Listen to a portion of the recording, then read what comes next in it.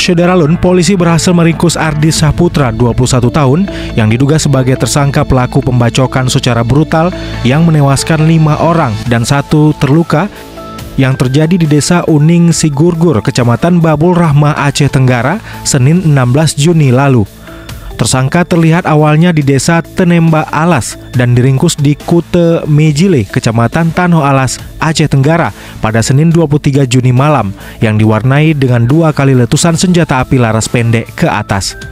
Kapolres Aceh Tenggara AKBP Yul Henry dalam konferensi pers di Mapores Aceh Tenggara pada Selasa 24 Juni menjelaskan saat ini pelaku masih bungkam terhadap perencanaan pembunuhan sekeluarga tersebut.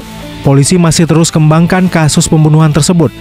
Dalam penangkapan itu polisi juga mengamankan 23 jenis barang bukti, diantaranya 1 unit sepeda motor, 2 parang, batu asah, ketapel, minyak tanah, air, baju, sepatu, tas samping, handphone, korek api, serta barang bukti lainnya.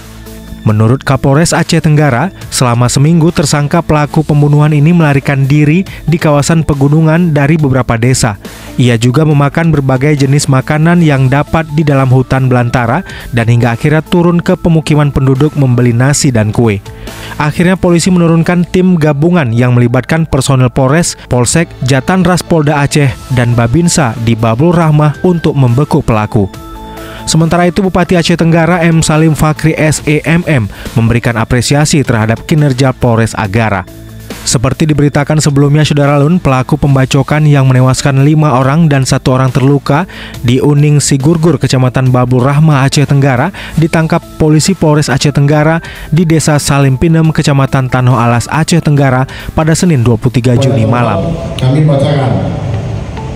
Pelarian tersangka, penangkapan dan tindakan telah dilakukan. Setelah pembacokan tersangka berjalan ke belakang rumah warga di TKP 3, karena 3 TKP, ke kebun jagung lalu menuju Desa Gunung Uning Sigurgur, lalu tersangka berjalan di pegunungan melewati pegunungan Desa Rambut Tubuh, Hutawalang, Desa Meranti, dan tersangka istirahat di pondok perkebunan sawit Desa Meranti.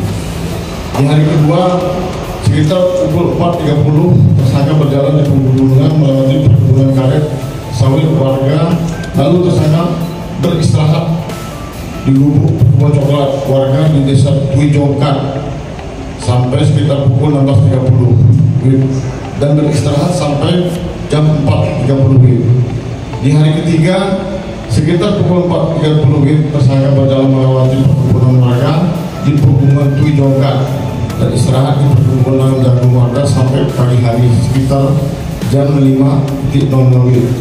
Di hari keempat tersangka berjalan di gunung perkebunan warga dan naik ke pegunungan Tui Jongkat, jadi gunung kawasan hutan. Di hari kelima dari Tui Jongkat tersangka berjalan menuju pegunungan warga menuju pegunungan Titimas. Dari Kutacane, Asnawi Lui melaporkan. Belakang satu yang penting.